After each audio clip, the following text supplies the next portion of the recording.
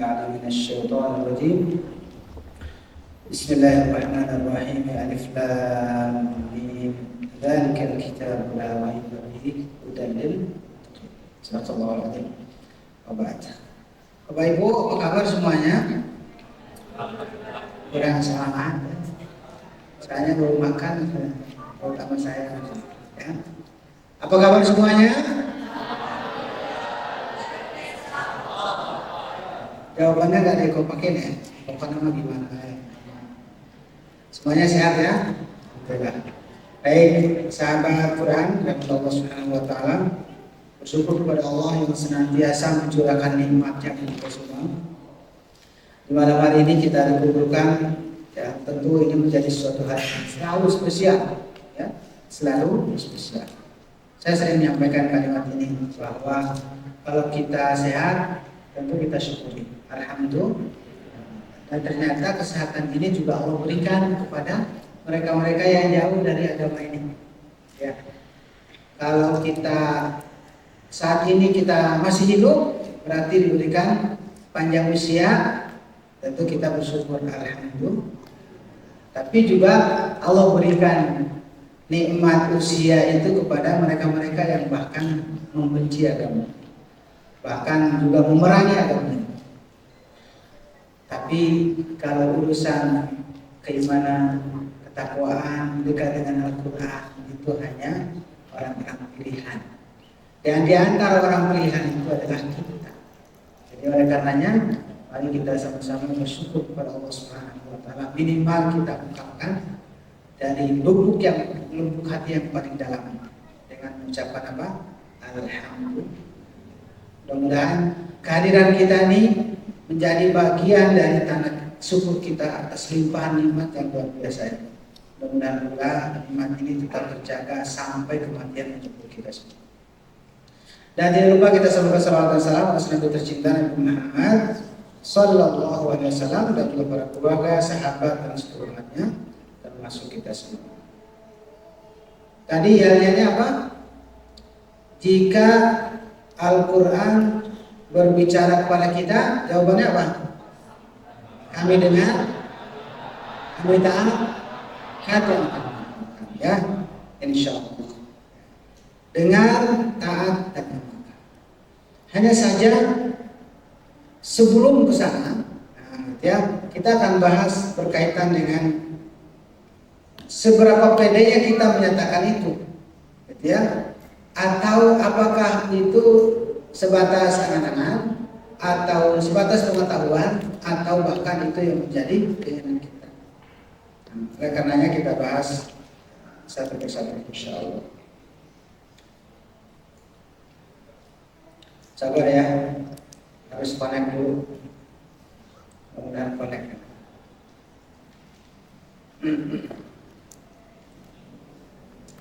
Oke, connect. Bismillah. Oh iya, jadi udah keluar belum sih?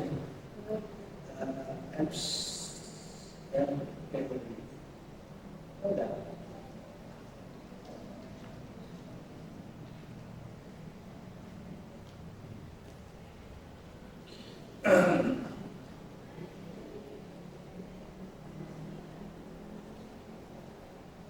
Memang unik nih rahasianya di sini. Saya tadi pagi buka aman, tapi kalau di sini seringkali terganggu. Itu namanya ujian.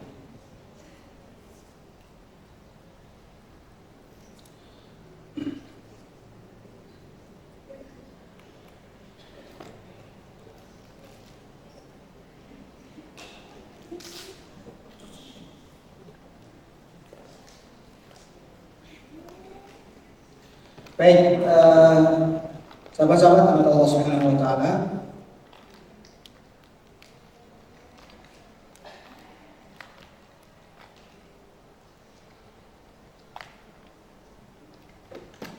ya, jika Al-Quran berbicara kepadamu atau kepada kita hari ini,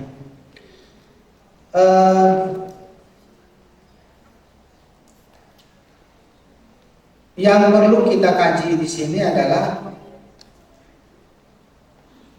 kalau saya coba dahulukan kalimatnya justru begini.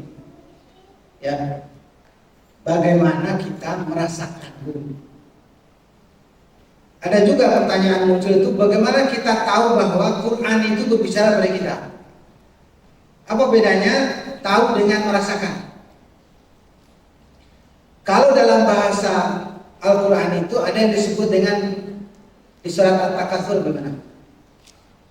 Alhaakumut takatsur hatta zurtumul maqabir kalla sawfa ta'lamun thumma kalla sawfa ta'lamun kalla law ta'lamuna ilmal yaqin لترون الجحيم ثم لترونها عين اليقين ثم لتسألن يومئذ عن النعيم.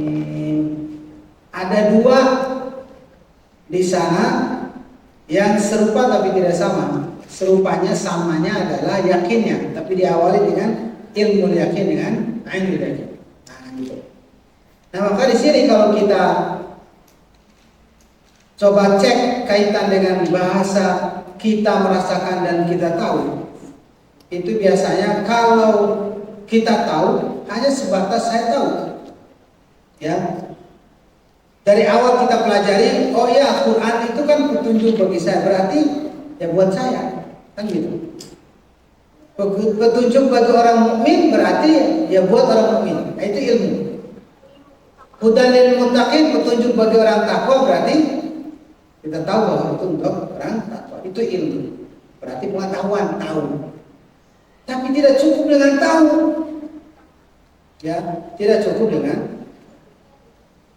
Kenapa? Karena banyak juga saudara-saudara kita dan bisa jadi kita kalau ditanya itu jawabannya cepat karena tahu. Gitu ya. Tapi permasalahannya kita merasakan tidak. Tuh. Karena jangan sampai sebatas pengetahuan. Tapi juga ini akan menjadi amaliyah kita. Apa yang kita dengan itu merasakan bahwa Allah Subhanahu wa taala benar-benar berkomunikasi dengan kita. Nah, itu. Ya, nah itu yang penting. Ya, jadi tidak sebatas saya tahu.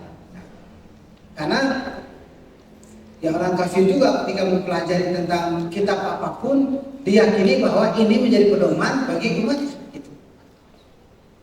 Ya, apalagi kita. Ya, kalau ditanya itu semua akan menjawabnya bahwa ini adalah petunjuk bagi orang mukmin, petunjuk orang bertakwa dan seterusnya. Nah, maka di sini kita arahkan lebih dalam lagi, bukan sekedar tahu tapi juga merasa. Ya, merasa. Oleh karenanya coba cek dulu kita apakah kita merasakan atau hanya sebatas tahu. Saya akan membacakan beberapa surat, beberapa ayat. Saya bacakan surat Al-Ahqaf di halaman terakhir. Ya, Al-Ahqaf juz yang ke-26.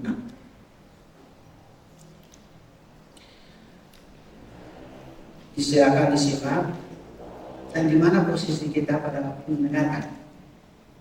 Apakah sebatas tahu atau kita merasakan? A'udzu billahi minasy syaithanir rajim.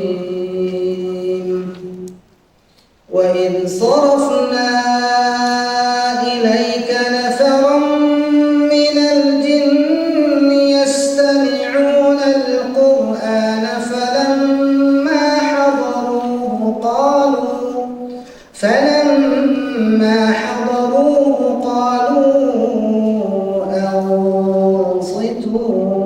فلما قضي ولوا إلى قومهم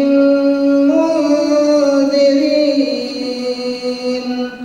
قالوا يا قومنا إنا سمعنا كتابا أنزل بعد موسى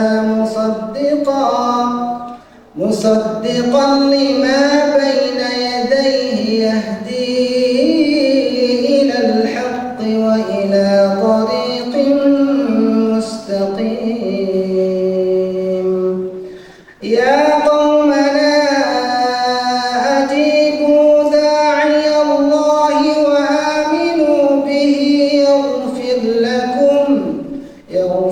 لكم من ذنوبكم ويجركم من عذاب أليم ومن لا يجب داعي الله فليس بمعجز في الأرض وليس له من دونه أولياء أولئك في ضلال مبين أولم يروا أن الله الذي خلق السماوات والأرض ولم يعي بخلقهن بقادر على أن يحيي الموتى بلى إنه على كل شيء قدير ويوم يعرض الذين كفروا على النار أليس هذا بالحق قالوا بلى وربنا قال فذوقوا العذاب بما كنتم تكفرون فاصبر كما صبر أولو العزم من الرسل ولا تستعجل لهم كأنهم يوم يرون ما يوعدون لم يلبثوا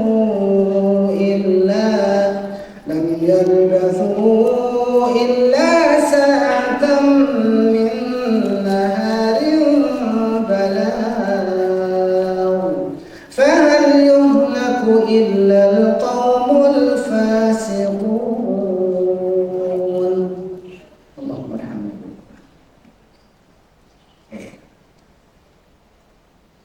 Apakah yang kita dengar tahu bahwa itu untuk kita atau bahkan merasakan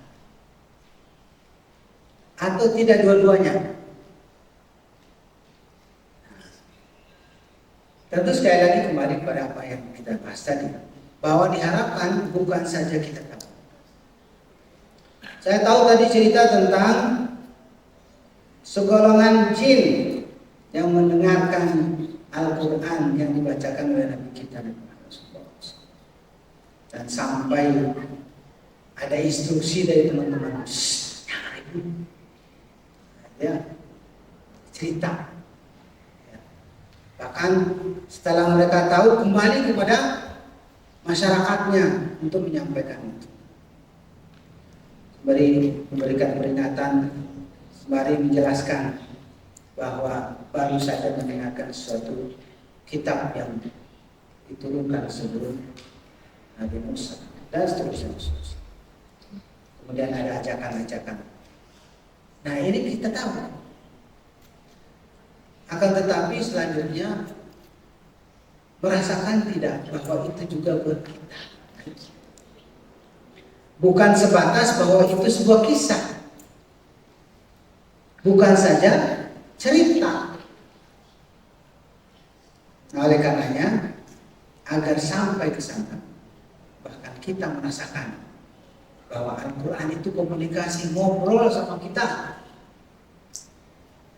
maka yang perlu juga kita perhatikan saat bicara masalah ini adalah ada dua, ya, agar kita merasakan bahwa Al-Quran itu berkomunikasi dan ngobrol sama kita. Ya, sambil ini. Apa itu? Yang pertama adalah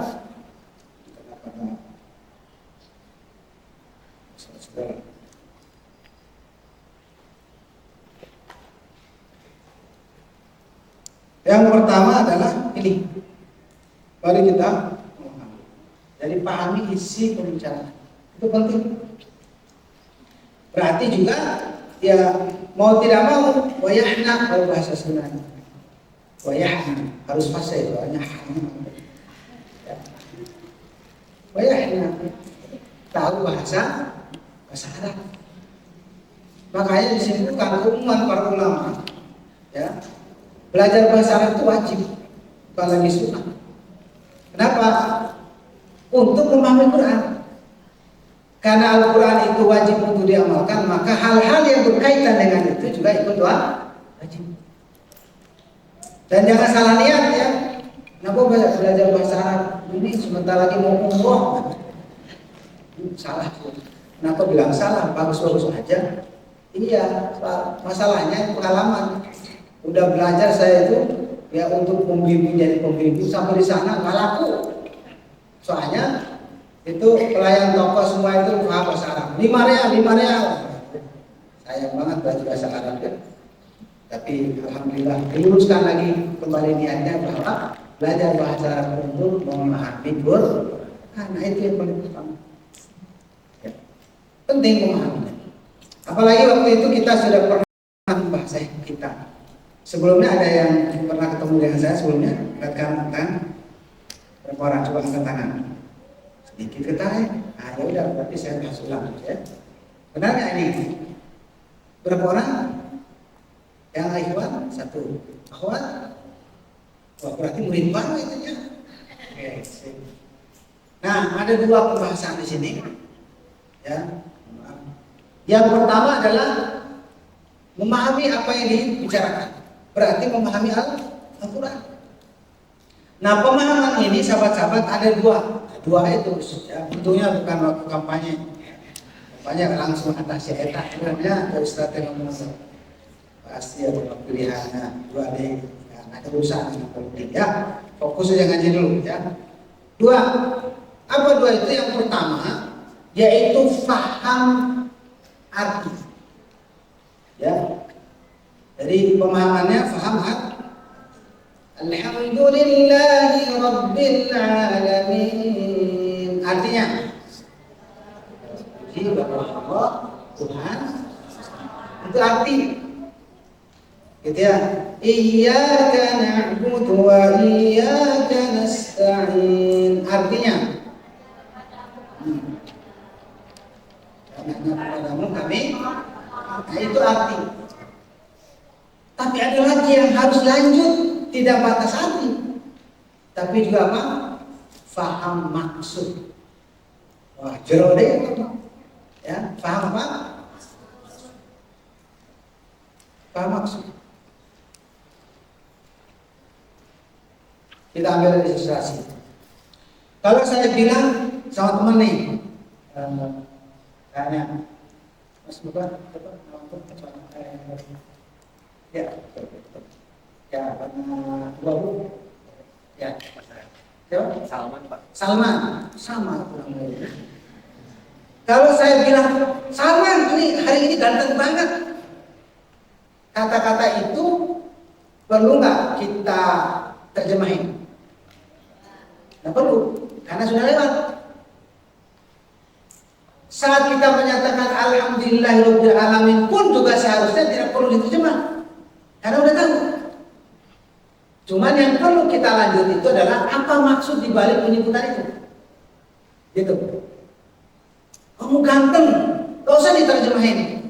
Apalagi diartikan ganteng itu adalah itu perlu kelamaan. Tapi sadarilah pada waktu saya menyebut ganteng itu apa artinya? Saya sedang memuji. Nah begitu. Nah begitu juga saat kita menyatakan Alhamdulillahirabbil alamin. Begitu juga kita menyatakan iyyaka na'budu wa iyyaka nasta'in dan seterusnya. Nah, jadi harus yang kedua yang tidak lanjutnya. Tapi tetap saja bagi kita yang masih belum paham tentang bahasa Arab ya wayahna diawali dengan memahami arti. Itu dulu. Jadi mau tidak mau. Jika tadi dibacakan Wa yauma yu'radu alladziina kafaru 'alan nari alaysa hadza bil haqq. Nah, itu kan harus dipahami. Cuman kadang-kadang udahlah, yang penting ada narnya lah, mana menakutkan begitu kan. Nah, ya untuk sementara nggak apa-apa. Tapi biar kita merasakan bahwa itu ada kalimat yang menceritakan tentang bagaimana orang kafir itu digiring ke api neraka. Jadi paham kan? Nah, kelanjutannya ya tadi yang kedua, apa maksudnya di balik itu? Ya, kita coba di surat favorit. Mau bahas dulu surat favorit? Yang favoritnya apa surat? Fatihah nya favorit itu. Fatihah. Coba satu ayat aja kita bahas. Silakan memilih satu ayat.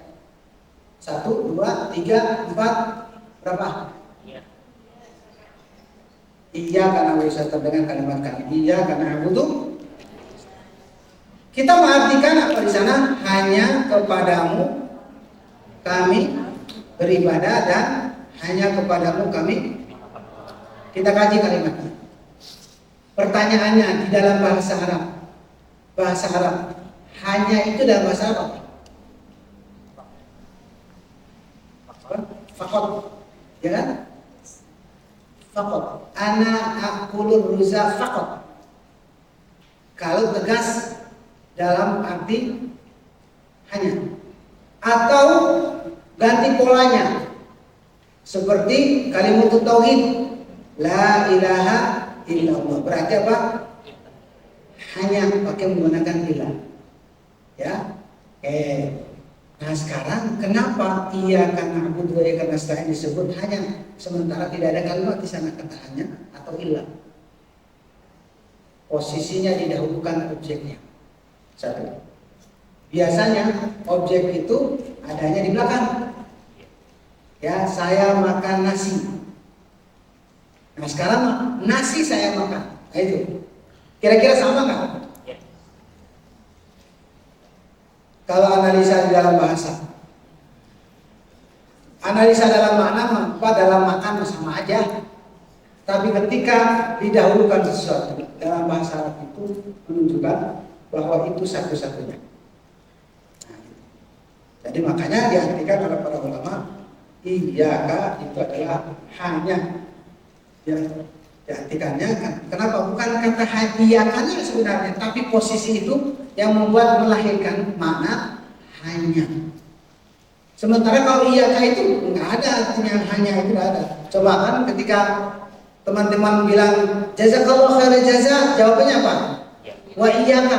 Lalu apa kita akan artikan dan hanya untukmu? Kan tidak. Begitupun untukmu, kan gitu, bukan hanya untuk. Nah gitu. Jadi kenapa sampai diartikan hanya? Karena posisinya didahulukan objek itu. Itu satu. Yang kedua menariknya, sebenarnya kata iya karena abudu iya karena nasta'in ini agar bisa dipahami ya. Kenapa pentingnya memahami maksud? Ya, kenapa pentingnya memahami maksud? Sehingga nanti saat kita baca Quran itu merasakan ini ditujukan kepada saya, ini lagi ngobrol sama saya ini gitu. Baik lagi tadi. Ini satu paket dengan ayat sebelumnya. Kenapa ada hanya kepadamu kami beribadah dan hanya kepadamu kami mohon pertolongan. Apalagi kata-kata ini sakral. Ya. Ini sudah harga mati. Jadi kalau ada NKRI mati, nah ini harga mati ini. Ucapan ini tidak ada tawar-menawar bahwa kita beribadah hanya kepada Allah dan kita mohon pertolongan hanya kepada. Pertanyaannya, kenapa sampai mengungkapkan itu? Bahkan saya sering menyampaikan dalam dalam tadabbur surat Al-Fatihah, ini adalah janji setia. Ini perjanjian. Ya, menyatakan kepada Allah langsung, ya Allah hanya kepadamu aku beribadah. Gitu. Berarti apa di sini? Maksud dibalik ini semua bahwa kita sedang berjanji setia kepada Allah SWT. Tapi tetap saja berangkat dari sesuatu hal yang bukan karena keterpaksaan, bukan karena keterpaksaan, tapi karena kesadaran. Dari mana bisa kita sadar? Dari ungkapan mulai dari alhamdulillah atau bahkan bismillah sampai maliki yaumiddin. Dari sanalah sehingga kita dengan senang hati mengucapkan iyyaka na'budu wa iyyaka nasta'in. Mau lebih nyantolnya lagi? Begini, ilustrasi aja. Siapa yang merasakan pengorbanan orang tua, terutama ibu? Hampir semua kan? Betul. Oke, semua sepakat ya? Atau nggak ada yang sepakat? Karena ibunya nggak ada. Sepakat ya? Semuanya sepakat. Kita menyampaikan dulu pengecualian. Umumnya kita merasakan bagaimana perjuangan pengorbanan orang tua, bil khusus. Pertanyaannya, andaikan antum sukses, bila sukses itu kaitan dengan duniawinya, untuk punya materi yang berlimpah misalnya. Kira-kira apa yang dilakukan oleh antum semua ketika sadar bahwa orang tua sudah berjuang mati-matian, masa sih saya tidak mau melakukan sesuatu hal buat beliau? Kira-kira apa yang dilakukan biasanya? Wah, antum udah punya mobil mewah, tabungan sudah berlebih, kira-kira mau diapain untuk demi orang tua? Kira-kira ajak jalan-jalan, ya haji, umroh, ya, dan seterusnya. Hadiah duniawi kita juga memberikannya. Itulah sebuah gambaran hati kita yang sadar dengan jasa orang tua, yang kemudian ingin membalas kebaikan. Maka tentu lebih besar lagi semangat kita untuk melakukan hal yang terbaik ketika kita sadar bahwa Allah Subhanahu wa Ta'ala yang sudah mencurahkan nikmat yang begitu banyak dan bahkan menghidupkan, bukan lagi menghidupkan kita, yuhyi wa yumiit. Apalagi kalau kalimat awal sudah kita menyatakan benar-benar dari hati kita, alhamdulillahi rabbil alamin, tambah dengan kata Rabb. Maka karena kesadaran rabbil alamin itu membuat kita jadi sadar bahwa karena keroban Allah yang membuat diri ini sepantasnya harus menjadi setia kepada Allah, karena dialah Rabb, maka sepantasnya dialah yang patut disembah dan hanya dia yang kita sembah. Karena Allah itu Rabbul Alamin yang memenuhi kebutuhan alam raya ini, sepantasnya pula tempat Allah itu tempat saya meminta. Jadi gitu sama-sama. Nah, inilah yang disebut dengan memahami maksud. Jadi bukan lagi saat kita baca Quran itu kesannya otoriter atau semacam ya pokoknya nggak mau tahu. Nah, itu lagi. Allah itu tidak bersifat memaksa kecuali sudah memberikan keterangan sebelumnya. Biasa. Makanya kenapa ada istilah la ikraha fiddin. Tidak ada paksaan dalam agama. Karena secara rasional manusia itu masuk akal, tidak perlu dipaksa-paksa. Karena sudah diberikan petunjuk, arahan, keterangan yang jelas, ya. Sehingga sepatutnya tidak merasakan keterpaksaan, tapi justru saya butuh untuk melakukan itu. Nah, ya itulah yang antara maksud ya ketika kita bahas pentingnya kita memahami maksud. Gitu. Jadi pertama adalah mari kita faham artinya, yang kedua faham maksud. Nah, ini memang butuh proses ya untuk mengkaji tentang Al-Quran. Dan itu berangkat dari pemahaman juga dari segi tafsir. Ya, tafsir. Ya. Oke, baik. Kemudian yang kedua. Yang kedua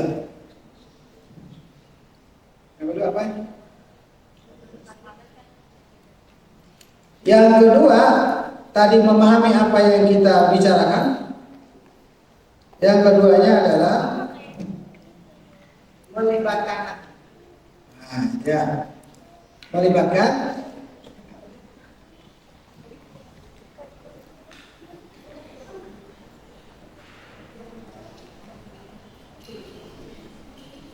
Jadi pastikan ketika kita membaca Quran itu tidak saja kaitan dengan kefasihan di dalam mengucapkan huruf, ya.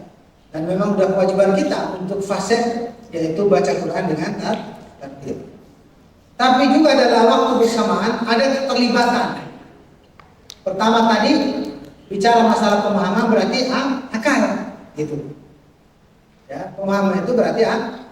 Nah, yang kedua yang tidak kalah penting adalah melibatkan hati, dan ini menjadi tolak ukurnya karena bicara masalah apakah kita merasakan Quran itu bicara pada kita, tidak. Nah, itu bicaranya hati. Makanya sahabat-sahabat, penegasan di dalam urusan ini ya, ada dua di dalam Al-Quran yang saya tahu. Sebenarnya ada juga beberapa tambahannya, tapi fokus kepada dua ayat. Yang pertama adalah di surat Muhammad, ya, surat Muhammad. Di surat Muhammad itu bilang apa? Afala yatadabbaruna al-Qur'ana am ala qulubihim aqfaluha. Ya. Tidakkah mereka itu mentadaburi yang menghayati Al-Quran itu, atau hati mereka tertutup? Atau hati mereka?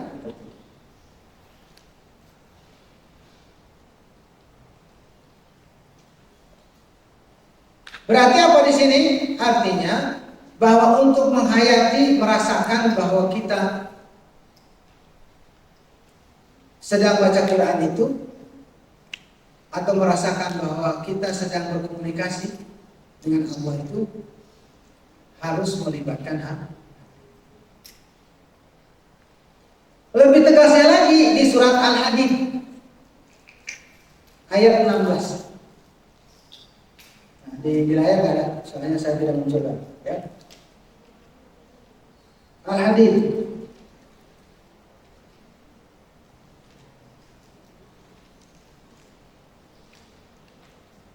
kalimatnya apa di sana? Al-Hadid, alam ya'ni lilladzina amanu an takhsha'a qulubuhum li dzikrillahi wa ma nazala minal haqq wa la yakunu kalladzina utul kitaba min qabl fatala 'alaihimul amadu faqasat qulubuhum wa katsirun minhum fasiqun. Belum tiba saatnya orang yang beriman itu, orang beriman, teguran, bukan lagi orang Islam. Berarti sudah ada di mana? Antakhsha'a qulubuhum, hati mereka itu khusyuk dalam berzikir kepada Allah, termasuk zikir itu ada pada waktu baca Quran. Wa ma nazala min haqq, umumannya Quran yang diturunkan itu. Kenapa demikian sampai ditegur dan dipertanyakan oleh Allah Subhanahu wa taala? Karena ini pernah terjadi. Ya, terjadi pada ahlu kitab sebelumnya. Bahwa diturunkan kitab tapi dengar, dibaca bolak-balik tapi tidak memberikan pengaruh besar terhadap diri mereka. Malah dikatakan di sana faqala alaihimul amad, waktu itu berlalu begitu saja, tidak ada manfaatnya. Jadi Quran atau kitab sebelumnya ya diturunkan itu tidak ada manfaatnya. Kenapa? Karena tidak melibatkan hati. Nah itu misalnya. Tidak melibatkan hati. Yang dikedepankan hanya akal saja. Oh, saya tahu isi Quran itu. Surat Al-Baqarah lah, udah dilalap semua. Cerita tentang Baqarah misalkan. Ya. Surat Maryam, tahu tentang Maryam dan seterusnya. Tidak saja itu. Betul memang kita harus tahu isi-isinya. Tapi pastikan ada keterlibatan hati. Karena di sanalah kita merasakan gitu. Ya. Makanya tadi poin pertama yang menjadi pertanyaan buat kita, bagaimana kita merasakan, bukan bagaimana kita tahu. Merasakan bahwa Al-Quran itu ngobrol, bicara ke kita. Maka pastikan dulu hati kita ini terbuka, alias melibatkan hati. Itu sahabat penting. Nah, tinggal pertanyaannya, gimana maksud melibatkan hati?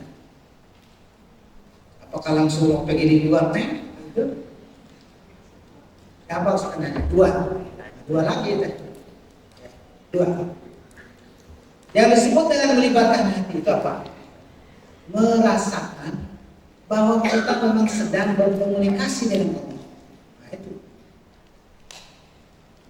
Jadi pikiran kita sudah jelas fokus kepada apa yang kita baca, tapi juga hati kita bersamaan saat itu sedang merasakan komunikasi dengan Allah SWT.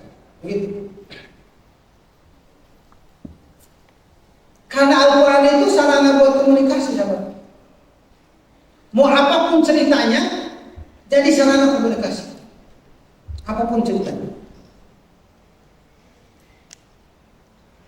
Mau cerita tentang kisah-kisah, apalagi kalau sudah bentuknya panggilan. Ya ayyuhalladzina amanu athi'ullah. Jelas banget bahwa itu arahnya memanggil kita. Ya ayyuhan nas. Manusia, merasa manusia tidak?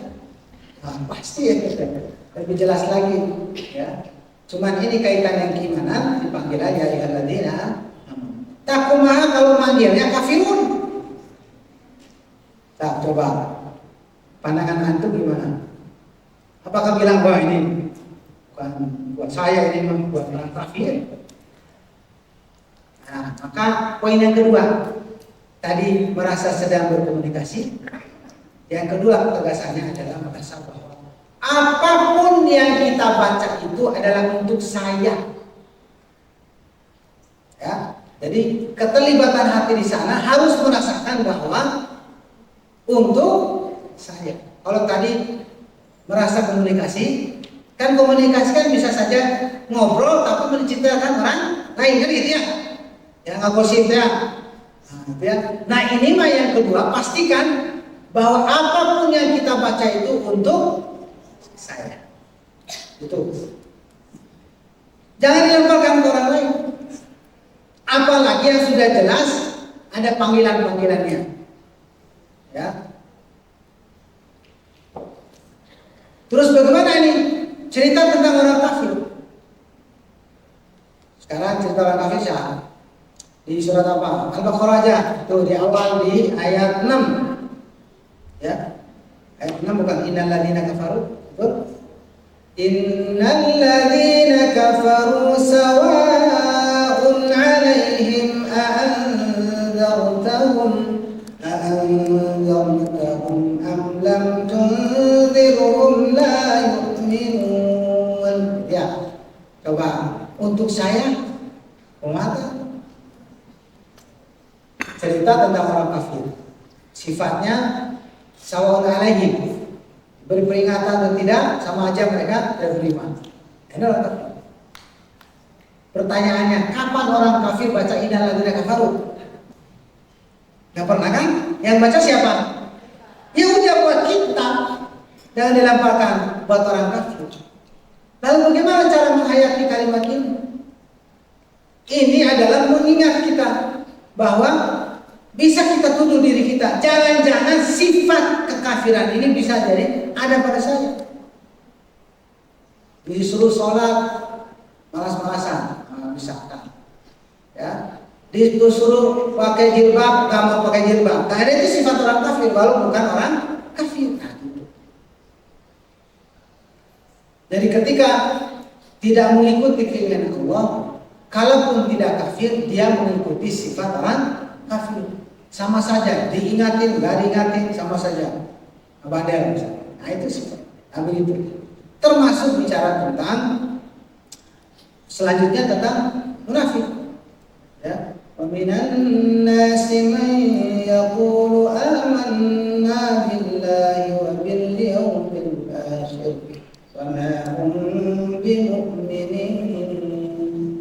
itu juga teguran lebih tegas lagi justru, ya, karena kemunafikan ini ya gampang bersarang kepada siapapun, termasuk kita yang menginginkan bersih hati kita, tapi kadang-kadang itu bisa ternodai oleh sifat kemunafikan. Nah ini seperti ini bagi bahwa apa? Bagaimana ceritanya kalau tentang Fir'aun? Ya, saya mau bukan Fir'aun, atau saya istri Fir'aun, gimana mau? Jangan masuk surga kan istri Fir'aun? Nggak mau ya?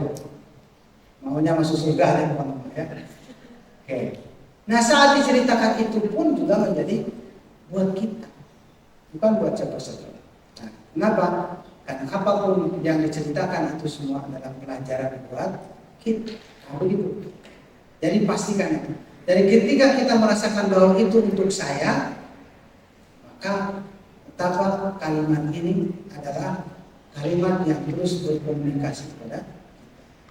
Sebagai peringatan, sebagai ilmu, pelajaran, dan bahkan teguran. Umaha lamun surat Al-Lahab.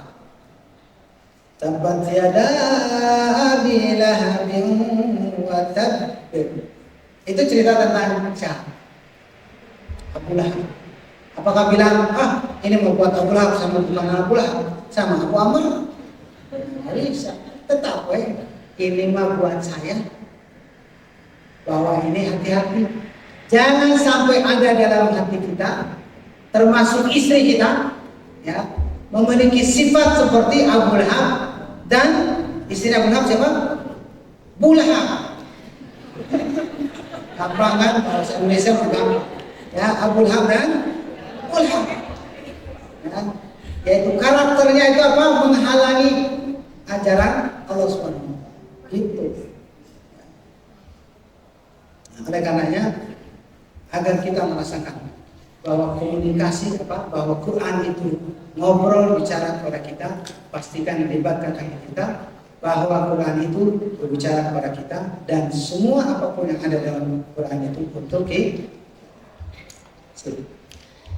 Lanjut berikutnya, lihat di layar dulu ya sahabat-sahabat, nyambung bahasanya. Nah, mari kita mulai merasakan ketika ya kita cuplik beberapa ayat ya, dari Quran. Misalkan ketika kita menemukan kalimat ini, jadi pastikan bahasanya tidak lagi sebatas menerjemahkan. Karena kita tadi merasakan bahwa itu Al-Quran sedang berkomunikasi dengan kita, dan sekaligus juga bahwa Quran itu untuk saya. Itu coba apapun rangkaian bahasanya, rasakan bahwa Al-Quran itu bilang aku adalah petunjuk hidup, ya, bukan sekedar pajangan. Atau apapun bahasa yang antum rasakan untuk menegur hati kita, menegur diri kita. Ya, ketika kita menyatakan dzalikal kitabu la raiba fihi hudan lil muttaqin. Apalagi kalau kita motong sesuai dengan apa yang kita mantapkan dalam hati kita. Dzalikal kitabu la raiba fihi hudan lil muttaqin. Itu bisa jadi dua pelajaran penting buat kita. Yang pertama, surat ini, ayat ini meyakinkan kita bahwa Quran yang di hadapan kita, yang kita baca ini tidak perlu diragukan, karena Quran menegaskan itu. Apalagi kalimat ini adalah dari firman Allah SWT. Allah sendiri yang ngomong, sehingga sesudahnya tidak lagi ada keraguan, dan kita mantapkan pada diri kita bahwa Quran ini mengandung petunjuk bagi saya. Nah, begitu. Ditambah lagi yang ketiga, apalagi kalimatnya itu tegas, hudan lil muttaqin. Ini cita-cita besar semua kita. Ya, dan bisa jadi ini menjadi puncak pribadi seorang mukmin itu. Setelah mengakui dirinya muslim, dinaikkan level menjadi pribadi mukmin, maka puncaknya ingin menjadi pribadi takwa. Nah, ketika itu kita usahakan untuk terwujud, maka tidak akan mungkin itu bisa terwujud kalau tidak disertai dengan Al-Quran. Begitu. Maka mimpi menjadi pribadi takwa itu harus bersamaan dengan Al-Quran. Itu jelas hudan lil. Nah, begitu sahabat. Sehingga kalau udah penghayatan seperti ini, nggak akan buru-buru baca Quran teh. Apalagi ingin hatam cepat, sembari lihat jam terus, baru aja halaman lihat jam. Tapi kalau orang yang menghayati, masya Allah, saya pernah menemukan orang yang baca Quran itu satu lembar aja susah selesainya. Selesai. Kenapa? Karena menghayati, bahkan bisa menangis dia karena menghayati, melibatkan tadi hati, melibatkan hati. Karena merasa sedang berkomunikasi dengan Al-Quran, merasa bahwa Quran itu untuk dirinya. Makanya sahabat-sahabat, ada hikmah di balik aturan tahsin itu. Coba, yang membuat tersendatnya baca Quran apa? Di antaranya, bukan tersendat, tertahan. Di antara apa? Gunnah. Apalagi mat. 4 harokat, 5 harokat. Nah, itu kan membuat kita ingin maju cepat, ketahan. Ya, di antara hikmahnya biar kita tidak buru-buru. Ayo kita nikmati. Qul a'udzu birabbin nas, malikin nas, ilahin nas. Kenapa ditahan itu? Untuk ingatin kita. Nas itu manusia. Begitu. Nah, ini berarti apa? Membicarakan kita. Gitu kan? Qul a'udzu birabbin nas. Aku berlindung kepada Robnya manusia, Rob saya. Begitu. Dari pantas saya kita bisa hayatin bacanya Rabbin nas, Malikin nas. Langsung nas, panjang-panjang, dengung lewat, mat juga nggak ada. Soalnya bin nas, Malikin nas, Ilahin nas, nggak ada mat. Dengung apa lagi? Nah itu, ya. Jadi memang perlu sahabat-sahabat, bukan lagi perlu, ya wajib. Akhirnya kan karena memang perintah ya orang tidak Quran dan karena mensupport ya cita-cita kita bahwa saat saya baca Quran itu sedang ngobrol sama kita. Ya, nah ini penting untuk dipahami semuanya. Ya, bil khusus saya menyampaikan ya, karena ini pelajaran yang sejujurnya menyampaikan itu sekaligus memotivasi diri, ya, motivasi diri saya sendiri. Karena memang tidak mudah, karena ada rahasianya di balik ini semua. Mau tahu rahasianya? Rahasianya adalah ini rezeki dari Allah. Kan rezeki bisa datang, bisa pergi, bukan? Ya. Maka saat kita mampu mentadabburi itu, berarti saat itu kita sedang mendapatkan rezeki dan luar biasa dari Allah. Rezeki dalam Allah. Baik, kita nyambung lagi berikutnya. Masih berapa menit lagi? Selama 2 MC. Berapa menit lagi?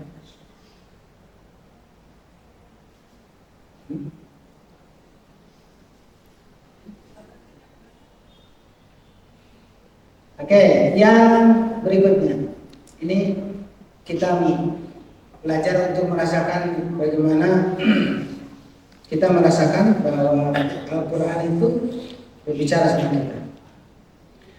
Ya ayyuhan nasu qad ja'akum maw'izatun min rabbikum wa syifaa'un lima fis suduri wa hudan wa rahmah wa hudan wa rahmatun lil mu'minin. Kalau kita membaca ayat ini, kemudian dihayati, terasa betapa lembutnya ayat Quran teh. Lembut manggil manusia. Ayo ke sini. Ini sedang datang. Ini oleh-oleh dari Allah Subhanahu wa taala gitu sebenarnya. Oleh buat kalian yang merasa manusia. Ya. Apa oleh-olehnya? Mau'izah. Pelajaran. Jadi langsung sifat Quran. Gak bilang farja'akum Qur'anan min rabbikum. Tidak. Tapi langsung oleh-oleh yang kandungan oleh-oleh itu adalah pelajaran. Langsung sesuatu yang dibutuhkan. Ditambah lagi pelajaran atau sifat dari oleh-oleh itu adalah syifa, obat. Lima fis sudur, apa yang ada di dalam galau, sedih, pokoknya mah komplit. Termasuk penyakit-penyakit yang merusak diri kita. Sifat hasad, sombong, dan Allah mengobatinya dengan wa hudan wa rahmah, petunjuk dan rahmat. Begitu dasar. Lembut sekali cara-cara. Jadi itulah cara Allah Subhanahu wa taala berkomunikasi kepada kita lewat Al-Qur'an. Makanya mari kita merasakan.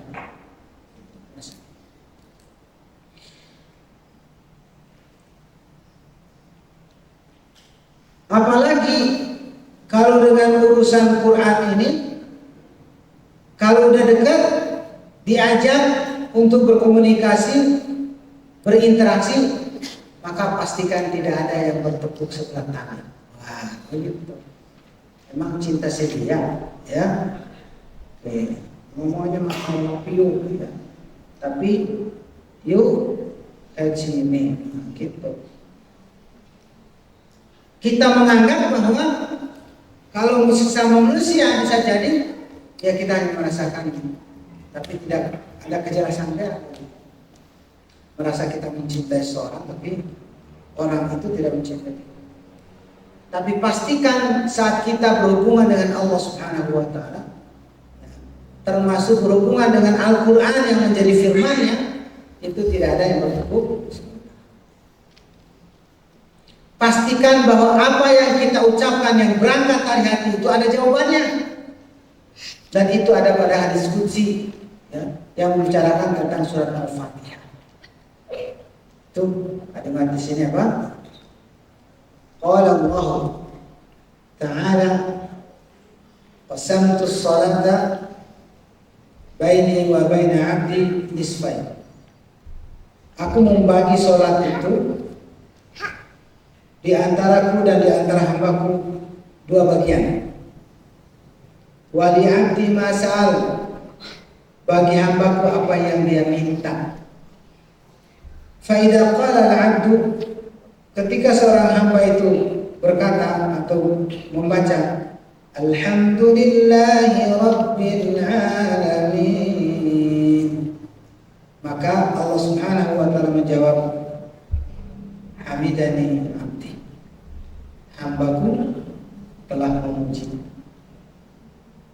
Wa idza qala, dan apabila hamba itu bilang Ar-Rahmanir Rahim, maka Allah menjawab afna alayya abdi, hambaku telah menyanjungku. Dan ketika seorang hamba menyatakan Maliki yaumiddin majjadani abdi, Allah menjawab hambaku telah mengagungkan. Wa qala marratan, dan Allah pun menyatakan yang lain adalah fawwada ilayya abdi, hambaku telah melepaskan urusannya kepadaku. Faidah qala iyyaka na'budu wa iyyaka nasta'in, ketika seorang hamba itu menyatakan hanya kepadamu kami beribadah dan hanya kepadamu kami mohon pertolongan, maka Allah jawab, hadza baini wa baina 'abdi wa li 'abdi ma sa'al. Inilah bagianmu dan bagian hambaku, bagi hambaku apa yang dia minta. Dan seterusnya dibacakan ihdinas siratal mustaqim sampai habis. Maka Allah pun mengulang lagi, hadza li 'abdi wa li 'abdi ma sa'al. Inilah bagian hambaku dan bagi hambaku apa yang dia dijawab. Itu sih. Jadi jangan dianggap bahwa kita itu bertepuk sebelah tangan baca, yang penting pahala. Betul sih kalau urusan pahala, tapi harus juga merasakan bahwa saat kita membaca Quran itu, apalagi benar-benar kita ucapkan dan bahkan kita meresapi, bahkan kita juga seperti hal apa yang dilakukan oleh Nabi, wa idza marra bi ayati rahmatin wasah.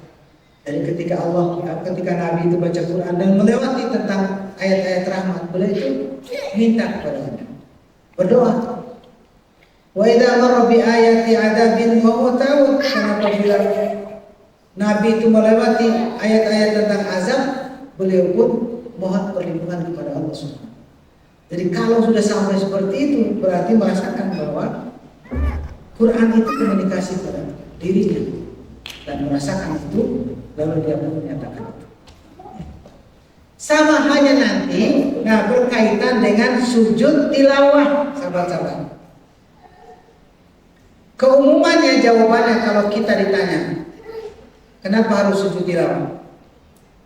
Jawabannya apa? Mengikuti sunnah. Udah selesai.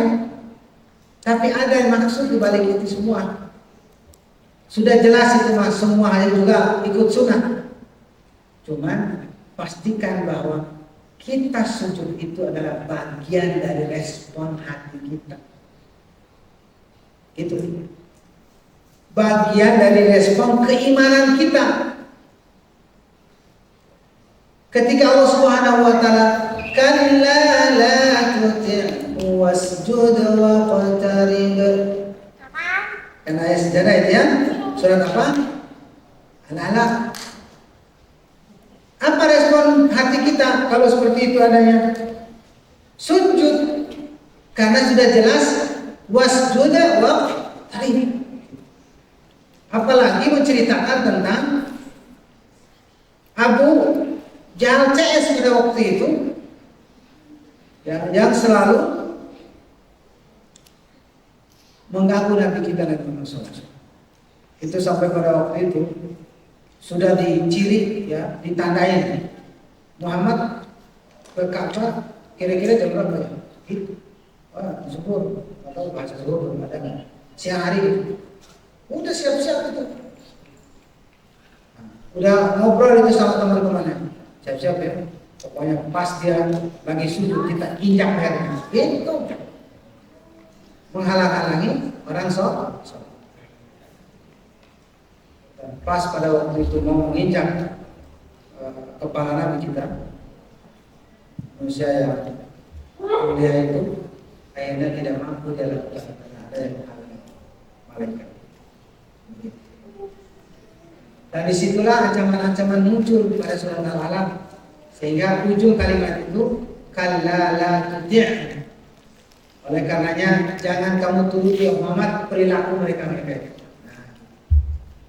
Yang ada adalah wasjud waqtarib, tetaplah untuk sujud dan mendekatlah kepada Allah. Apa pembuktiannya? Dengan sujud. Atau dalam surat Al-Insyiqaq gimana bilangnya? Wa idza quri'al Qur'an, apa kalimatnya coba masih ingat ya? Kalau lanjut gitu esek gimana?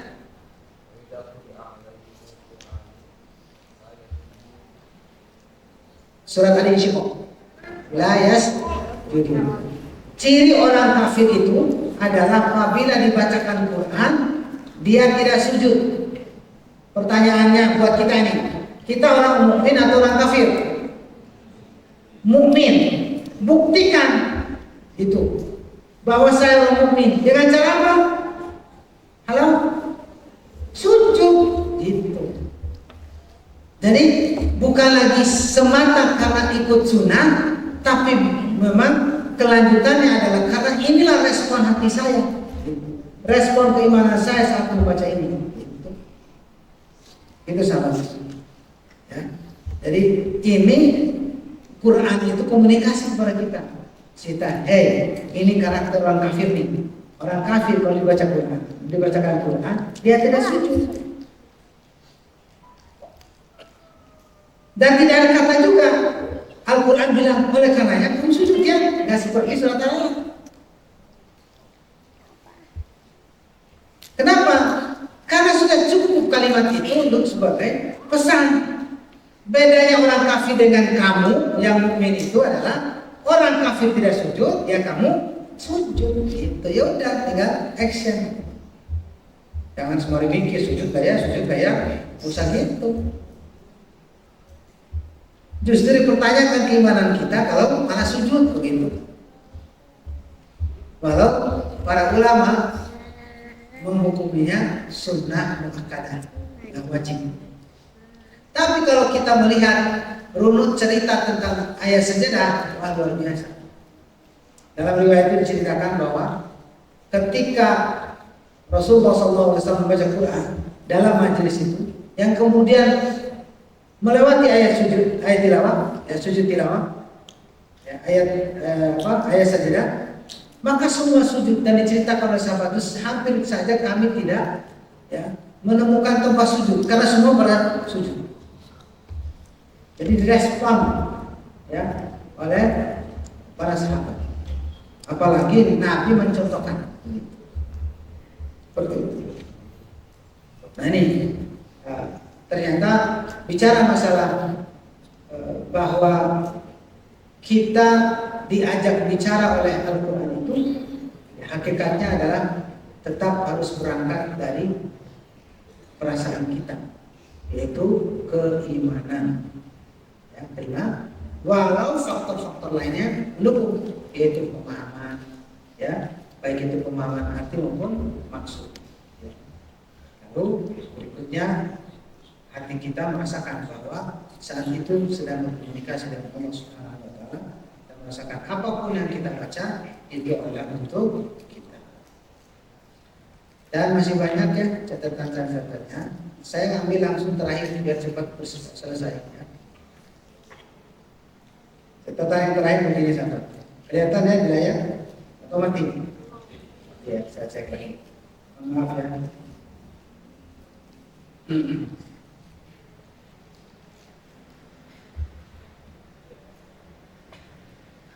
Catatan terakhir buat kita semua, kalaulah kita sadari betul apapun yang kita baca, sambil mengumpulkan konsentrasi saja pada saya.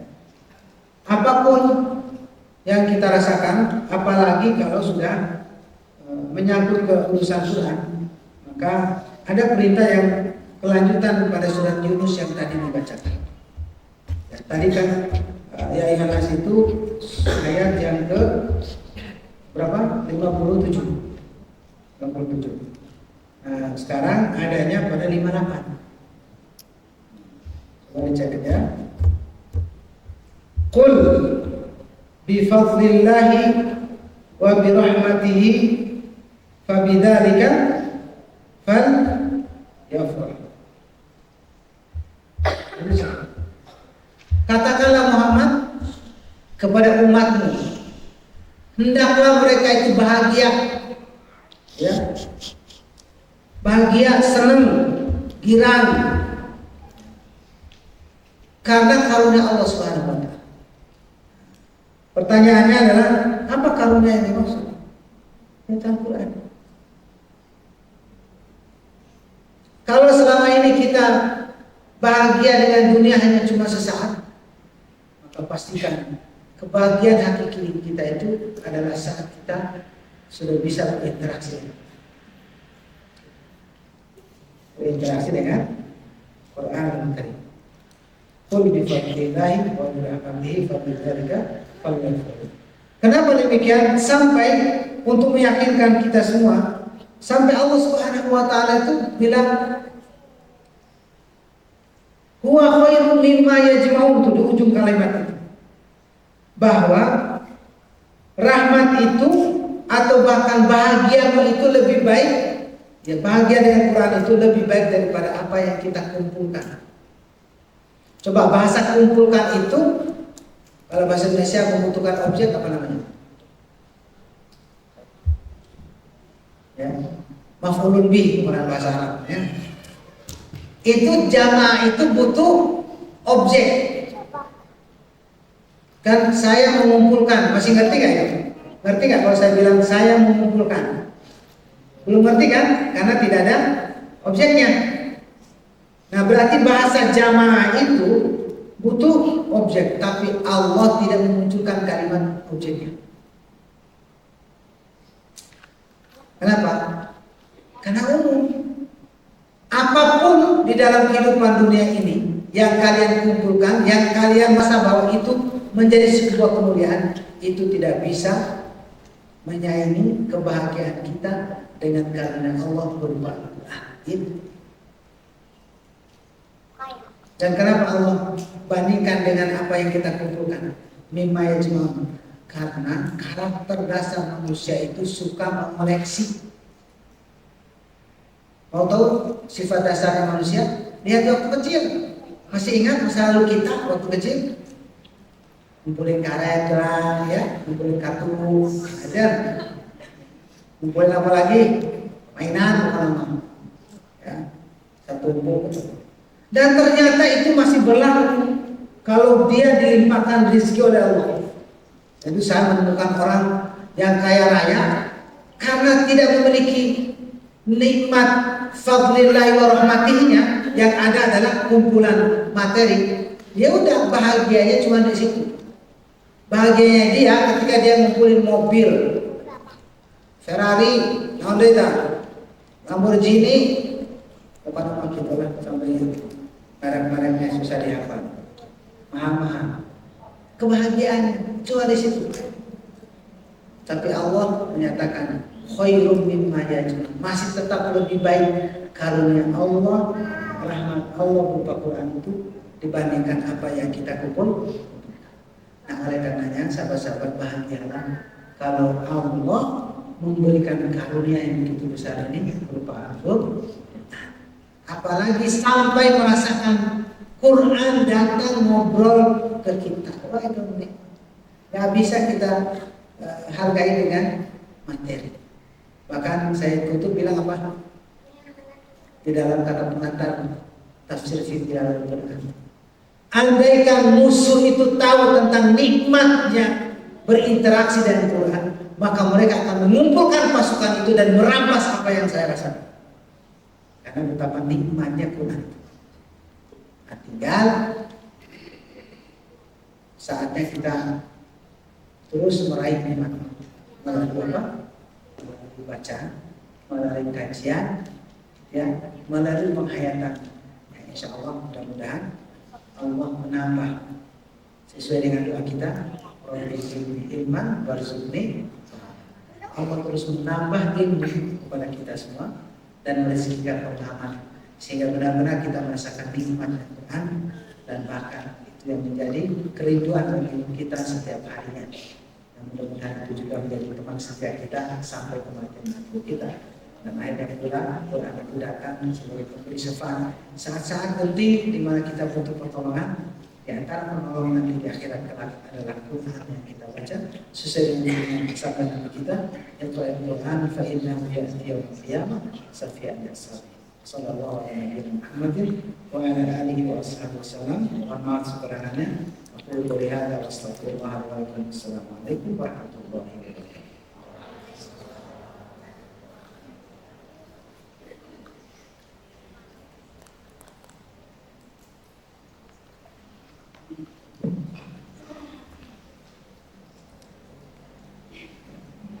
Waalaikumsalam warahmatullahi wabarakatuh. Jazakumullah khairan katsir kepada Ustaz yang telah menyampaikan materi pada malam hari ini. Masya Allah, materi yang sangat berdaging ya.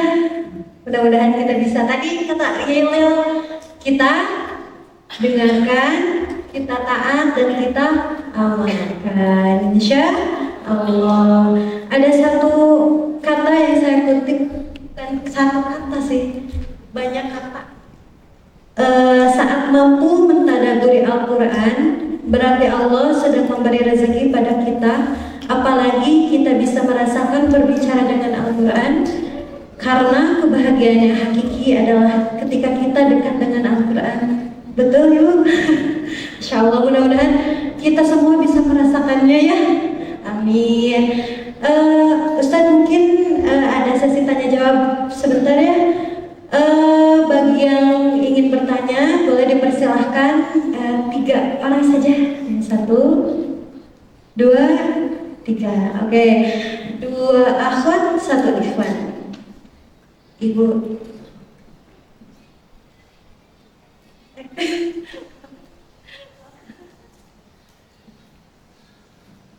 Oke, makasih Tante MC. Bismillahirrahmanirrahim. Assalamualaikum warahmatullahi wabarakatuh. Sebelumnya terima kasih Ustadz untuk materinya yang sangat menenangkan dan melembutkan hati untuk kita semua. Semoga yang hadir di sini Allah mampukan untuk kita bisa mengamalkan ilmu ini. Izin bertanya Ustadz, tadi kan Ustadz menjelaskan bahwa di poin yang melibatkan hati itu ada poin apapun yang dibaca adalah untuk saya dan jangan melabelkan untuk orang lain. Nah kemarin tuh biasanya nih random buka Al-Quran terus ada ayat yang relate gitu dengan kondisi hati. Nah di situ tuh di Al-Ankabut ayat 3 artinya, dan sungguh kami telah menguji orang-orang sebelum mereka, maka Allah pasti mengetahui orang-orang yang benar dan pasti mengetahui orang-orang yang dusta. Nah kondisinya tuh lagi overthinking banget, lagi penat kecewa gitu Ustaz. Nah aku mikirnya, wah ini ayatnya kayaknya buat aku dan aku posisinya yang benar, aku bukan yang didustakan. Tapi kalau misalkan tadi aku mikirnya, wah berarti ini untuk aku juga, apakah aku dusta atau benar gitu. Kalau aku mikirnya dusta gitu pasti akan tambah overthinking lagi gitu kan Ustaz, jadi kayak menyalahkan diri sendiri. Nah boleh nggak sih itu tuh jadi sebuah hiburan dari Allah bahwa iya kamu tuh benar gitu, kamu udah sesuai dengan jalur yang emang Allah gariskan gitu. Jadi ya udah jangan terus menyalahkan diri sendiri gitu Ustaz. Terima kasih Ustaz untuk kesempatannya. Ya, saya langsung dulu ya. Alhamdulillah, memang seperti itu adanya. Dan tidak ada sesuatu hal yang kita lakukan ketika memang hal-hal yang positif kecuali itu ya bimbingan Allah. Jadi dan memang harus selalu bersyukur kepada Allah. Apalagi kita baru beres baca Quran, ya, pastikan itu adalah bimbingan Allah Subhanahu wa Ta'ala. Adapun hal yang berkaitan dengan kedustaan tadi, ya tetap saja untuk memang dosa itu tidak baik, maka itu bagian dari peringatan untuk terus membersihkan diri hati kita dari berdusta. Ya.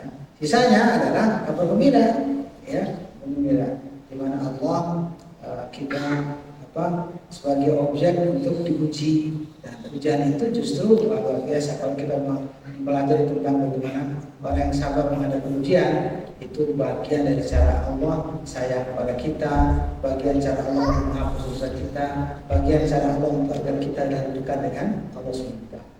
Barakallahu fiik. Ya. Oke. Saya lanjut. Baik, assalamualaikum warahmatullahi wabarakatuh. Assalamualaikum. Syukran Ustadz untuk materinya, sangat luar biasa untuk malam ini. Jadi ada beberapa yang saya highlight Ustadz. Izin terkait yang tadi kan Ustadz menyampaikan bahwa sebenarnya agama kita itu sangat logis gitu ya. Jadi apa yang ada di dalam Al-Quran itu sebenarnya bisa dikaji secara sains, tapi mungkin ibaratnya itu ilmu kita yang belum sampai ke situ untuk mengkaji semua gitu. Nah, tapi challenge-nya itu adalah bagaimana kita yang mungkin bisa dibilang saya masih awam gitu. Terkadang berbicara gitu dengan orang yang lebih mau menerima isi Al-Quran itu secara logis saja gitu Ustaz. Mungkin kekurangan saya secara ilmu saya belum cukup gitu. Dan mungkin teman yang atau orang yang berbicara dengan saya itu masih belum melibatkan hati, atau mungkin hati saya yang masih belum ikhlas gitu, belum bicarakan seperti itu. Nah mungkin ada saran dari Ustadz gimana caranya selain mungkin kita mendoakan ya memang seperti itu, tapi adakah tips gitu Ustadz untuk menghindari sebenarnya yang dinamakan debat mungkin gitu ya, karena nggak semua orang bisa langsung bisa menerima gitu ya ada di dalam Al-Quran, bahkan yang di hadis juga misalnya kenapa ini sunnah, kenapa itu harus seperti itu gitu. Jadi mungkin ada tips atau saran dari Ustadz gitu. Kemudian yang kedua, saya tertarik dengan slide yang Ustaz buat tentang apa ya, bukan sekedar menerjemahkan, tetapi pemahaman gitu dari sejarah Al-Quran. Nah mungkin saran dari saya itu Ustaz kalau memungkinkan, kalau kan dulu ulama-ulama kita itu sudah membuat tafsir mungkin, tapi bisa dibilang tafsirnya itu masih sangat klasik mungkin untuk kita sekarang baca. Nah kalau Ustaz berkenan gitu ya, mungkin nggak misalnya membuatkan tafsir yang lebih kontemporer gitu Ustaz. Jadi orang-orang awam seperti saya itu bisa lebih mudah memahaminya gitu. Mungkin kalau sekarang yang saya dapat itu paling lebih ke buku mungkin seperti itu Ustaz. Mungkin ada bisa dipertimbangkan nanti untuk bikin tafsir. Terima kasih Ustaz. Assalamualaikum. Ya, personal dan tafsir ya. Jadi gini, memang ya karena kita dibekali akal ya, kadang kita itu ada yang mengedepankan akalnya lebih dahulu dibandingkan keimanan, ada yang mendahulukan keimanan baru akal. Bagi seorang mukmin itu ya berbarengan, ya berbarengan. Kalaupun akal tidak sampai, seorang mukmin itu harus menundukkan akhirnya adalah gimana? Ya, kenapa? Karena belum nyampe akalnya untuk menganalisa. Saya mengalami itu. Ya saat-saat mempertanyakan hal-hal yang aneh-aneh begitu ya, tapi kembali lagi tidak ada sesuatu ya yang ditetapkan oleh Allah Subhanahu wa taala kecuali memberi manfaat buat kita. Itu selesai. Jadi karena keterbatasan. Tapi lambat laun akhirnya terjawab juga. Ya, terjawab gitu ya. Sesuatu hal yang tadinya harus dipertanyakan kemudian belum juga didapat, maka pastikan ada jawabannya, hanya saja kita tidak tahu. Yang gampangnya adalah urusan baca Quran saja. Ya, urusan baca Quran saja. Ketika orang lebih fokus kepada ilmu tajwid, lalu mempertanyakan apa perubahan arti atau makna, gitu ya, apa namanya begitu, kan seringkali jawabannya itu. Kenapa? Karena memang tidak ada keterangan khusus untuk masalah itu. Tapi setelah dikaji, maka ditemukan beberapa hal yang menjadi hikmah di balik itu semua. Seperti yang saya contohkan tadi. Apa di makna di balik harus ditahan dengungannya, gitu ya, lebih panjang. Itu tuh ternyata ada maksudnya Allah Subhanahu wa taala sampai ada aturan seperti itu. Karena di dalam bahasa Arab itu tidak ada. Dengung itu tidak ada ditahan sampai lebih dari keumuman 2 harokat itu ada. Ya, tapi saat baca Quran harus tahan. Nah gitu. Seperti itulah adanya. Jadi memang sahabat untuk sahabat yang memang lebih mengedepankan akal, maka sedikit tarik. Ya, jangan terlalu lebih jauh yang meninggalkan keimanan. Karena seharusnya ya seimbang. Kenapa ya? Karena segala sesuatu yang Allah tetapkan itu pasti ada hikmahnya. Ya, ada hikmahnya. Ya. Yang kedua kaitan dengan tafsir. Sebenarnya sudah banyak tafsir. Termasuk dan gini. Penyampaian saya ini kan sebenarnya bukan tafsir. Ya, tapi ini bagian dari tadabbur. Dan tadabbur itu ternyata lebih luas dibandingkan tafsir. Kenapa? Karena akan mengenai kondisi yang kalau bahasa itu lihat sesuai dengan kondisi, sama dengan begini. Ketika kita mengucapkan, saya mengucapkan alhamdulillah. Secara umum apa yang tadi kita katakan alhamdulillah, karena berkumpul kan. Tapi ada orang yang mengucapkan baca yang sama, tapi maksudnya beda. Syukurnya bukan karena ngumpul, tapi karena tadi nggak jatuh, orang lain pada jatuh, dia nggak jatuh, misalkan. Kan beda. Ya, tujuan mengucapkan syukurnya itu beda-beda. Nah, gitu. Nah, kita dapur itu seperti itu. Ya.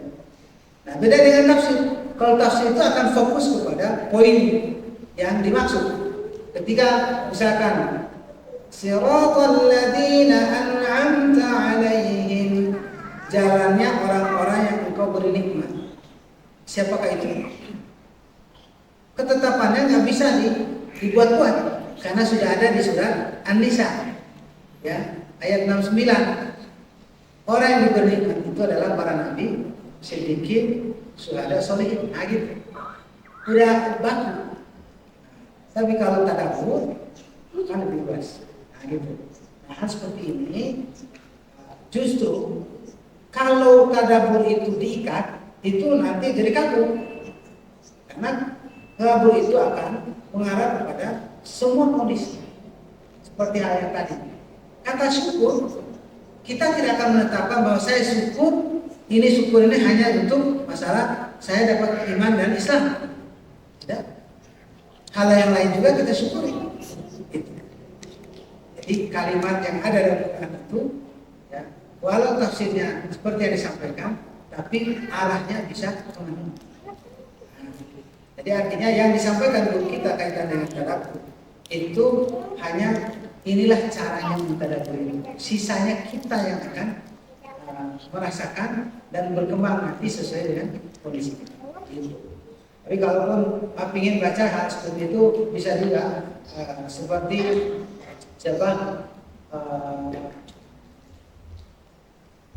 Kalau tafsir secara umum yang ya Quraisy Shihab itu masih bisa kita ambil gaya tadabburnya. Ya, tafsir Al-Misbah. Itu tafsir tadabbur banyak.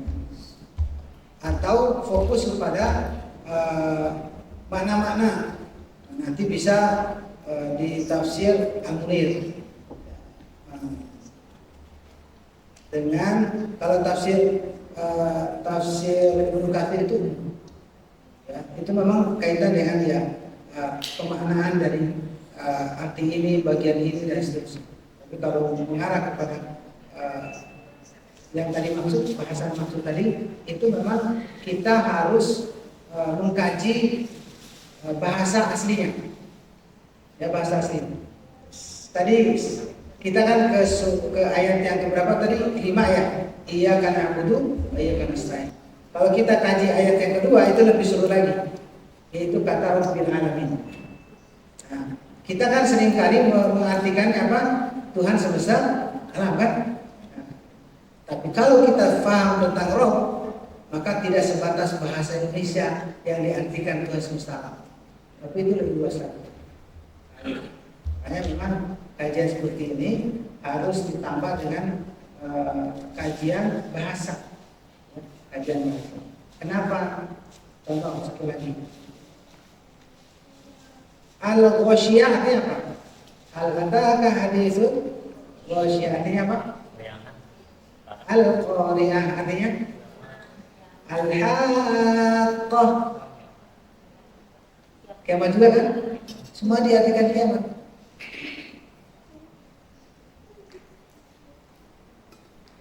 Artinya pula ada maksud Allah menyatakan tentang hari kiamat itu dengan bahasa yang berbeda-beda. Nah, itu pentingnya kita pelajari. Kenapa hari kiamat itu disebut Al-Haqqah? Dalam waktu bersamaan hari kiamat itu disebut dengan Al-Qari'ah. Waktu bersamaan disebut Yaumul Qiyamah. Kenapa itu disebut? Karena semua nama-nama itu adalah menggambarkan tentang sifat hari kiamat. Jadi kalau kita sudah menyatakan Al-Qari'ah, Al-Qari'ah, bukan cukup dengan menyatakan hari kiamat. Apa hari kiamat itu? Tidak. Tapi membayangkan makna Qari'ah bahwa pada waktu itu terjadi suara yang begitu keras yang menghentak, bukan lagi menghentak fisik kita, tapi hati kita yang menimbulkan ketakutan yang luar biasa. Kenapa disebut apa? Ya cuma lagi-lagi dalam bahasa terjemahan itu hari kiamat. Al-Ghasyiyah kiamat dari as-sa'ah kiamat lagi. Gitu ya. Al-qiyamah kiamat. Padahal semua itu beda-beda yang menggambarkan tentang sifat hari kiamat. Wallahu a'lam. Saja. Mic-nya di belakang. Bismillahirrahmanirrahim. Assalamualaikum warahmatullahi wabarakatuh. Nama saya Ramsan Fikri. Sekarang saya izin bertanya untuk ada aslinya. Saya sebutin aja langsung ya tiga pertanyaan-pertanyaan saya yang terpikirkan gitu ketika masih selama dalam kajian.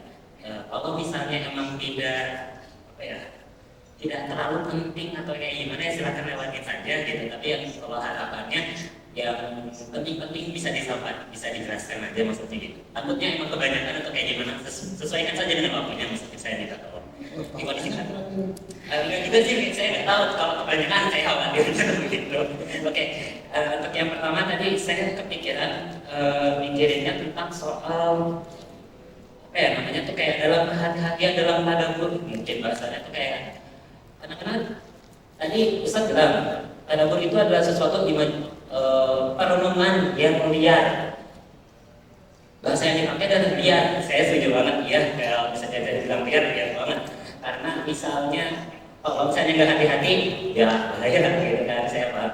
Terus kalau dibayang-bayangin juga ini yang jadi pertanyaan buat saya kayak gimana ya soalnya sekarang kira-kira bahkan saya mikirnya begini, masyarakat itu seperti menolak orang-orang yang sedang bertadabbur apapun ibrohnya gitu. Padahal dia ambil dari Quran, saya ngomong gini, saya bercerita terus berbagi pengalaman. Masyarakat umum mungkin yang tidak terlalu bahasanya apanya sedang tidak lebih diutamakan, mungkin lagi imannya ada yang lagi diutamakan, jadinya ya artinya juga mungkin lagi ini gitu nggak diutamakan, tidak mendengar ceritanya, jadinya oh jangan kamu harus ikut tafsir misalnya begitu. Itu menghadapinya bagaimana? Karena dalam keadaan kita sebagai ya kita nggak bisa sendiri gitu, kadang-kadang ingin bercerita berbagi juga, dan kenyataannya itu adalah salah satu bagian dari dakwah juga. Oke, terus yang kedua saya bertanya-tanya soal bagian tadi melibatkan hati. Melibatkan hati berarti kita berirama juga dong dalam ketika lagi membaca Quran bersama-sama, terus kayak dengan seindah juga karena kita mungkin sudah paham artinya. Dan kadang-kadang kayaknya untuk kita pikir-pikir bagian sini kayaknya maksudnya begini ya, jangan-jangan kalau misalnya aku ulang 2 kali baik juga, atau bahkan kan tapi kan ada ajaran atau maksudnya aturan seperti ketika berhenti di tengah ayat harus ulang dikit. Tapi kalau saya mikirnya maksudnya ditambahin maksud 5 juz, tapi ya berhenti dulu aja deh gitu. Tapi dengan mungkin ya dengan menghormati lah, tetap dengan rasa hormat, tidak mengulangi sedikit, langsung dilanjutkan karena emang maksud yang saya lihat itu lebih terasa. Misalnya kalau misalnya orangnya sudah mengerti bahasa Arabnya. Terus yang terakhir saya agak cukup bingung soal Maliki Yaumiddin, karena ini buat saya kan agama, tapi di situ artinya hari pembalasan ya. Kalau misalnya saya ambil terjemahan langsung, katanya raja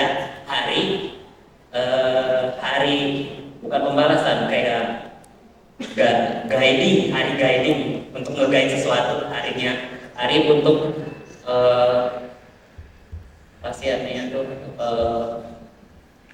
hari itulah artinya gitu, hari untuk membimbing, hari pembimbingan, nah gitu, rajanya hari pembimbingan. Saya dapatnya seperti itu, atau seperti lam yalid wa lam yulad. Kenapa harus seperti itu, harus dijelasin lagi apakah maksudnya itu apa gitu. Atau misalnya ayat-ayat sumpah kayak mungkin di surat Ad-Dariyat, An-Najm itu kan banyak ayat sumpah kayak wad-dariyat idza waqa'al ila dzikra. Ini untuk akunnya bagaimana ya? Kan bingung juga, tapi terkadang nyampe. Dan ini karena tadabbur lagi Ustaz, karena tadabbur lagi, entah kenapa kok sumpah ini saya pahamnya tuh seperti ini ya. Tentu kita nonton, ada yang nonton anime, ada yang nonton film-film sci-fi gitu, genrenya itu kan imajinasi yang liar, jadinya sampai ke sana. Dan tentu pastinya lillahi ta'ala dengan pertama mengucapkan bismillah juga. Oke, terima kasih. Oke. Ya, assalamualaikum warahmatullahi wabarakatuh. Assalamualaikum warahmatullahi wabarakatuh. Baik, yang pertama sebelum Pak ya. Maaf, Ustaz. Ya, Maaf, Ustaz. Kalau It's hanya okay. Saya loncat dulu yang langsung terakhir. Yang ketiga ya. Yang ketiga gini. Tetap harus bermodalkan tisu. Kalau belum paham, nggak boleh juga lihat. Dari lihat yang dimaksud itu tetap berpatokan pada tafsir yang ada. Contoh tadi, antum tidak bisa diartikan dengan hari pembimbingan. Yaumiddin itu hari pembalasan. Lalu pertanyaannya antum kaitan dengan kan hari agama. Nah, pahamilah agama itu adalah maknanya bicara balas membalas. Itu. Jadi kenapa agama itu disebut din? Karena ada balas membalasnya. Oke, jadi agama itu disebut balas itu, din itu karena di sana ada balas membalas. Kamu berbuat baik akan mendapatkan balasan yang baik. Berbuat buruk balasannya tidak buruk. Nah itu ya. Nah, jadi ada bahasa Al-Quran itu yang sama, tapi penggunaannya kata yang sama, tapi mengartikan dengan beda. Salah satunya tadi din.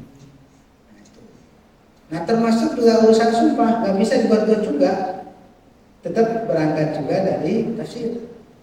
Pertama kaitan dengan kenapa Allah Subhanahu Wa Taala bersumpah dengan makhluk. Kita menemukan tafsir bagaimana ternyata di balik sumpah itu, pertama bahwa Allah bebas untuk bersumpah melalui makhluknya. Tapi yang kedua, Allah tidak ada menyampaikan sesuatu sia-sia.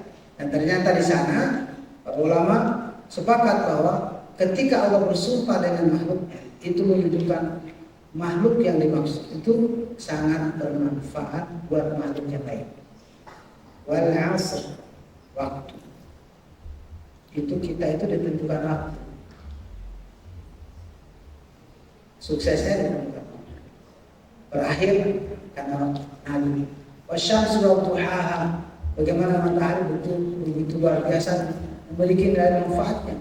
Kebayang kalau nggak usah hilang matahari jauh aja, ya 1 juta kilo, udah kita kedinginan semua, beku. Nah, gitu. Jadi pastikan bahwa tadabbur itu bukan berarti bebas, sebebas-bebasnya, tapi tetap berangkat dari tafsir dan makna yang sesungguhnya. Termasuk tadi tidak sempat tadi saya singgung tentang Rob. Biar kita bisa menikmati bahasa Rob itu, memang berangkat dari bahasa aslinya.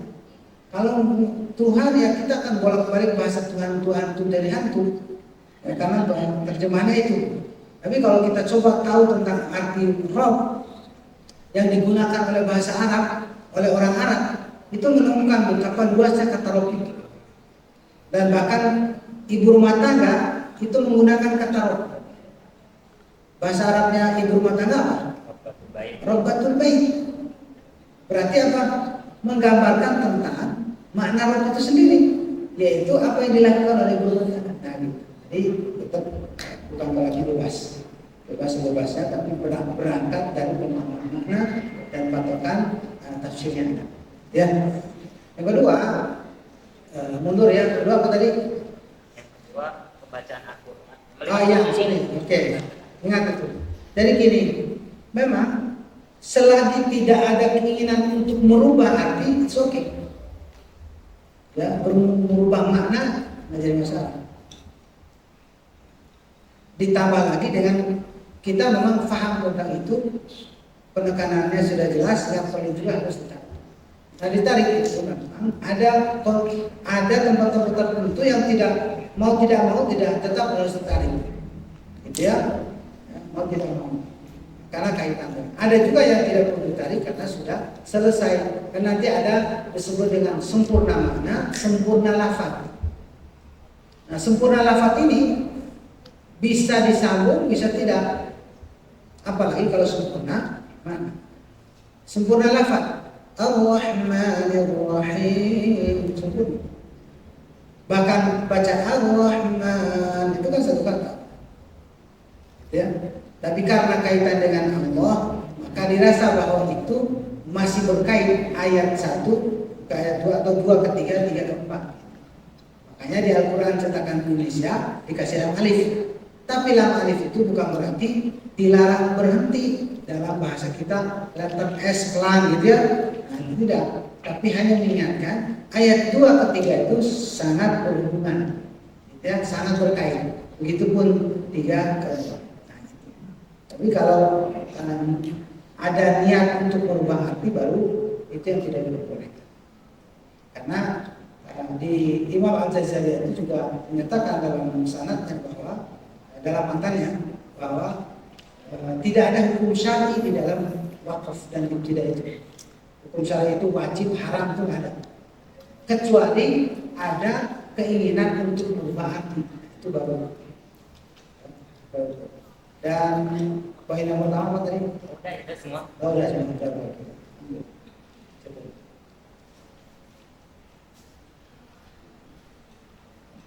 Kembali ke Bu MC.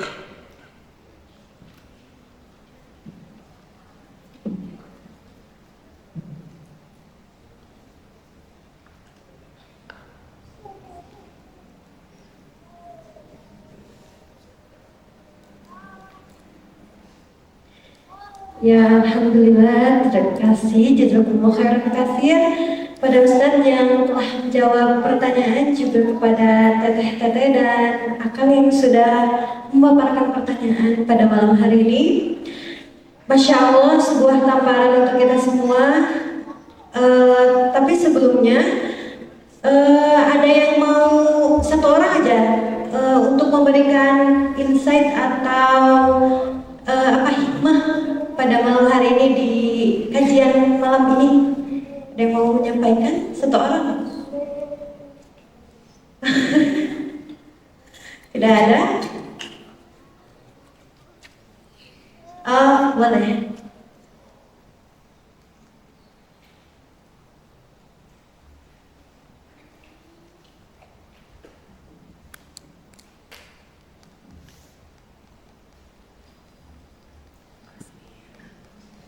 Bismillahirrahmanirrahim.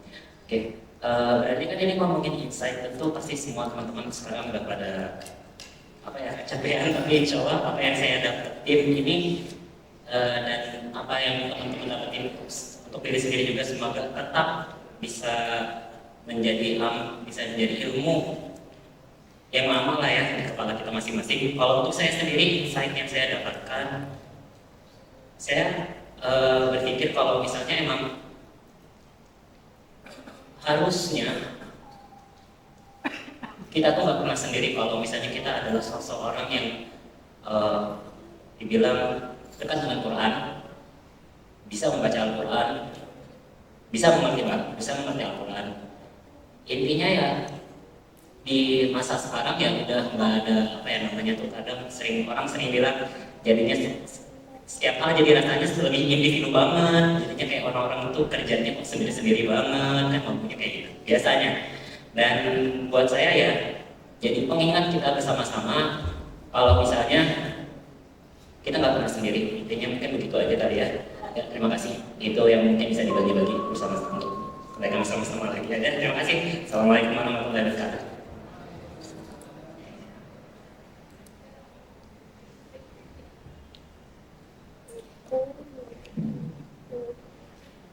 Ya, baik, terima kasih. Ini mungkin ada sedikit ya, cindera mata bukan gitu ya. Ini pada malam hari ini buat cewek ya. Gimana? Oh kan? Oh, buat ibu saya aja panggil. Boleh. Yang mana ibunya? Ada nggak? Masya Allah, baik. Ibu ini ya? Mangga.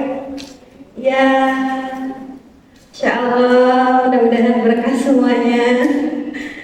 Oke, ya telah selesai alhamdulillah materi pada malam hari ini. Semoga kelas yang kita kosongkan tadi sebelum materi terisi dengan ilmu-ilmu yang bermanfaat dan bisa kita amalkan. Amin ya rabbal alamin. Ustaz, sebelumnya kita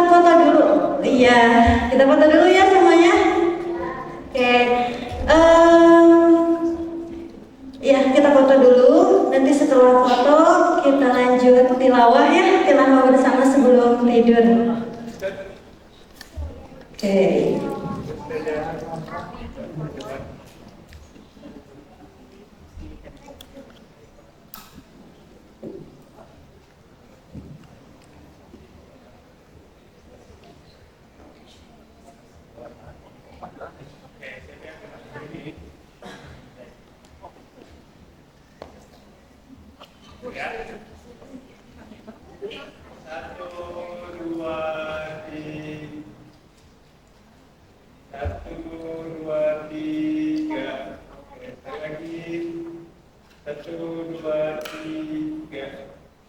Boleh video video sampai kalau lagi ya. Oke, yel-yelnya ya. Masih ingat? Oke.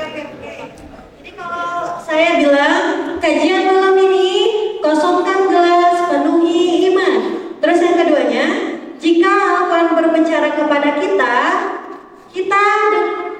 dengar, kita taat, kita amalkan, insya Allah. Oke, siap?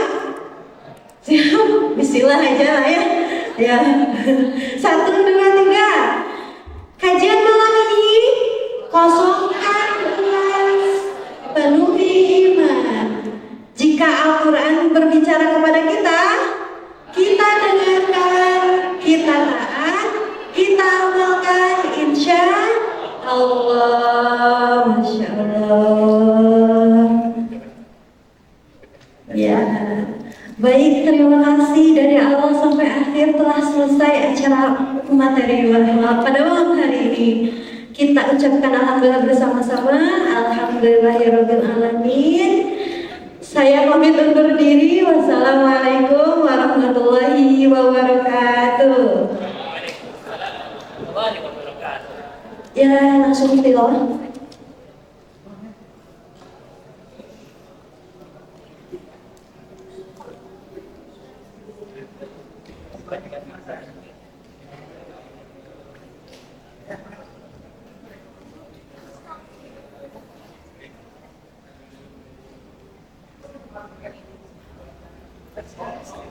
Ya, sekarang saya lagi ya.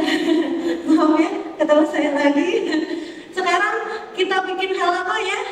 Kita bikin halako berapa ya? 10 banyak enggak ya? Atau 55? Ini tadi ada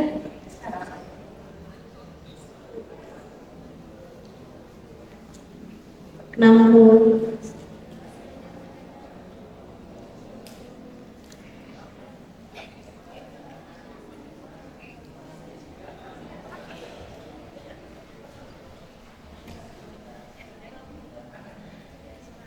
Oh, ini aja.